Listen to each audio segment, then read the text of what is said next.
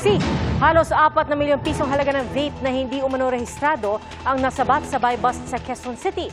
At ang ilan dito, ibinebenta raw online.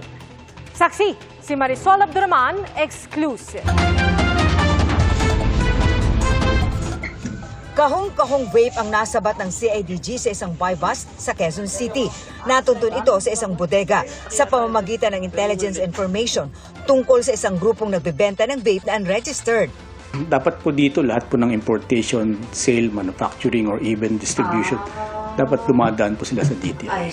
Sa buy bust, halagang 210,000 pesos ang in-order ng nagkunwaring buyer, pero nakuha ang mas marami pang vape na aabot sa halos 4 million pesos ang halaga.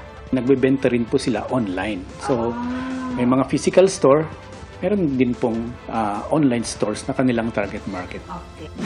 Ayon sa CIDG, posibleng galing sa ibang bansa ang mga nasabat na vape na ang distribution ay hindi lamang dito sa Metro Manila, kundi maging sa ibang lugar sa bansa. Yung mga markings and the description ng mga items na to ay palagay natin galing po sa ibang bansa. So yung nagko-contribute ng mabilis na transaction dito that is through online selling. It can be sent through couriers. Arestadong 4 na suspect, pero giit ng 2, buyer lang daw sila.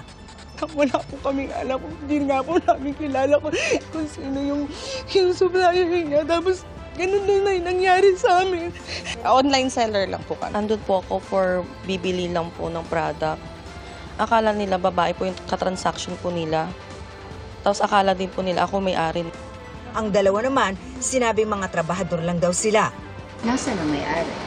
Bigla po siya nawala. Naiwang din kami sa loob. Akala po kasi namin sila na po yung parang bahala na dun sa Sinampahan na ng mga karampatang reklamo ang mga suspect na nakakulong na sa CIDG. Para sa GMA Integrated News, Marisol Abduraman, ang inyong saksi.